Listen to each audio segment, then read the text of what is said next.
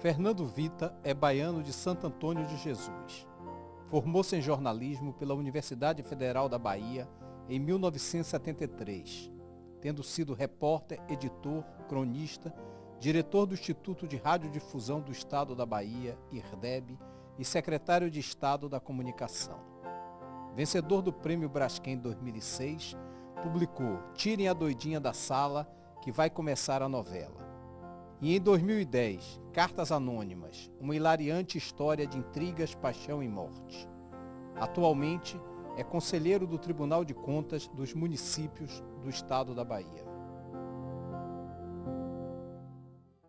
Santo Antônio de Jesus, a minha referência é de 48, quando eu nasço, até 65, quando eu vim embora, com 15 anos. E vim embora por uma razão muito simples. Àquela época, a Santo Antônio de Jesus, que hoje tem faculdades, não é nem faculdade, faculdades, campus da Universidade ela é parte da Universidade do Recôncavo.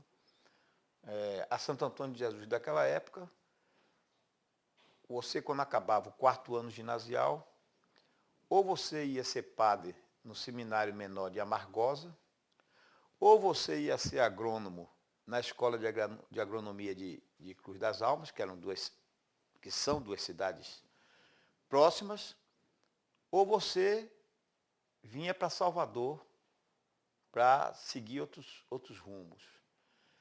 Como necessariamente eu não ia ser padre, muito menos agrônomo, a minha afinidade com as coisas do campo permanece até hoje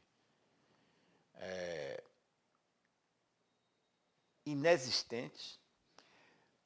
Eu terminei tendo que vir para Salvador, caí aqui no Colégio Estadual da Bahia, fiz o curso clássico, fiz vestibular para Direito, depois me transferi para a Escola de Jornalismo da Universidade Federal e me formei em 73.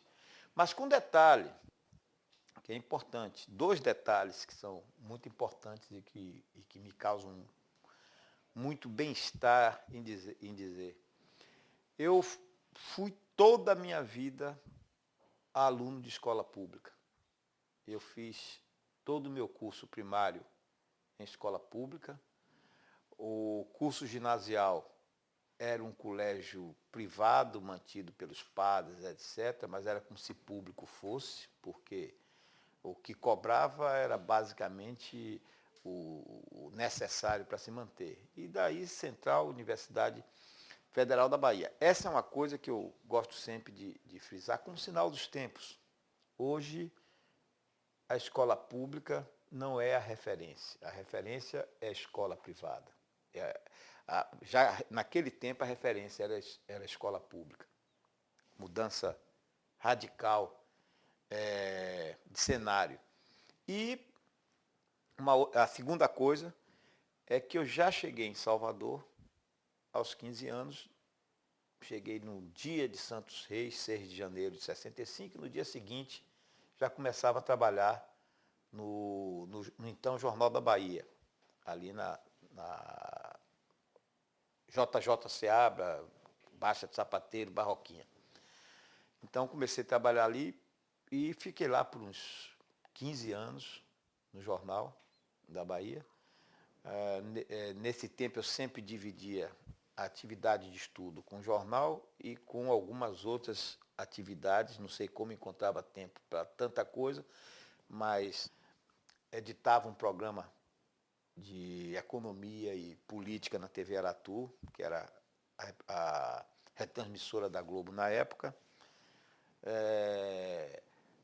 Era ghostwriter de uma coluna no IC, outra coluna na Tribuna, em síntese. Eu não sei onde encontrava tempo para tanta coisa, mas precisava viver. Depois, eu fui trabalhar em área de comunicação na Telebahia, que era uma empresa do sistema Telebrás. Implantei a área de comunicação social da Telebahia, fiquei lá também perto de 13, 15 anos. Aí fui para a Telebrás, que era a empresa holding, fiquei mais 6. E entre Telebahia e Telebrás, ou seja, em sistema Telebrás, eu trabalhei 27 anos. Quando voltei de Brasília, ainda como empregado do sistema Telebrás, eu fui dirigir o Instituto de Radiodifusão Educativa, o IRDEB, a empresa gráfica, isso no último governo Antônio Carlos, que deve ter sido de 90 a 94, por aí. Depois fui ser secretário de Comunicação Social no primeiro governo Paulo Souto, fui novamente no governo César Borges, depois fiquei mais um ano no governo Paulo Souto até vir para o Tribunal de Contas dos Municípios, que é onde eu estou hoje. Quer dizer, essa é minha trajetória profissional, não necessariamente a minha trajetória pessoal, mas a profissional foi essa aí.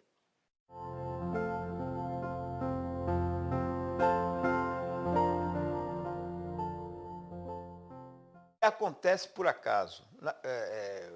Como tudo em minha vida, acontece sempre assim por alguma circunstância independente da minha vontade. Veja você que coisa interessante, eu praticamente fiz de tudo dentro de jornal, eu fiz praticamente tudo que você possa imaginar. Eu fiz editorial, eu cobri cultura, eu fui chefe de reportagem, eu fui editor de texto, eu escrevi sobre discos. Em síntese, o universo que você possa imaginar que um jornalista da época podia conviver, eu convivi. Tá? Mas a circunstância que me empurrou um pouco mais do jornalismo para a literatura, ela veio se dar por acaso a época em que eu estava em Brasília. Quer dizer, eu mesmo senti um certo distanciamento da atividade de escrever, porque essa atividade tinha ficado em terceiro, ou quarto ou quinto plano, porque eu tinha virado, na verdade, um gerente de comunicação social. Ou seja, eu trabalhava em comunicação, não necessariamente produzindo conteúdo. Isso me deu um certo vazio, eu não diria intelectual, porque eu continuava lendo muito, vendo muito filme, ouvindo muita música, viajando, etc. Mas me deu assim uma sensação de que os dedos iriam enferrujar, que a cabeça iria travar. E aí eu começo, por obra e graça de alguns amigos aqui, a fazer uma coluna semanal para a tarde, todas as segundas-feiras, no espaço chamado Ultraleve. Eu escrevia alguma coisa absolutamente descompromissada com qualquer seriedade. Ou seja, a tarde me dava a liberdade e a época de eu escrever sério sobre coisas hilárias e escrever hilariamente sobre coisas sérias. Digo que tive, nesse espaço que eu ocupei por mais de 3 anos e que só deixei de ocupá-lo quando voltei à Bahia para dirigir o IRDEB, toda a liberdade possível. Trabalhei com os melhores editores que eu pude ter, Margarete Lemos, e tantos outros, e realmente foi um período que me realizou muito, porque o espaço, as colunas que eu fazia às segundas-feiras já eram aguardadas, que se sabia que naquele dia ali alguma coisa meio que esculhambada estaria ali naquele espaço. E aconteceu uma coisa interessante, um desses outros acasos. Alguém em Brasília que não era necessariamente gente da Bahia, mas gente que vivia em Brasília, lia essas colunas da tarde. E algum dia o Jaguar, que era um dos editores do Pasquim, o Jaguar dizia, olha, a gente precisava ter alguém aqui em Brasília que fizesse uma coluna semanal, fizesse um artigo semanal para o Pasquim, muito que dando essa visão da vida da capital do Brasil, da capital política do Brasil. Mas alguém que fizesse isso com uma visão meio que humorada, né? Se é possível dizer assim, bem humorada das coisas de lá. Então, eu passei a fazer duas crônicas, vamos dizer assim, semanais. Uma para a tarde, outra para o Pasquim. Então, foi isso que me fez, digamos assim, migrar do jornalismo diário mais comportado para algo mais próximo de uma literatura um tanto ou quanto mais bandalha, mais livre, onde eu podia... Então, lá de Brasília, tanto para a tarde quanto para o Pasquim, eu escrevi sobre o factual da época, como também fui buscar coisas em síntese, eu fiz o que quis durante 3 anos com os espaços que eu tinha nesses 2 jornais. Graças a Deus.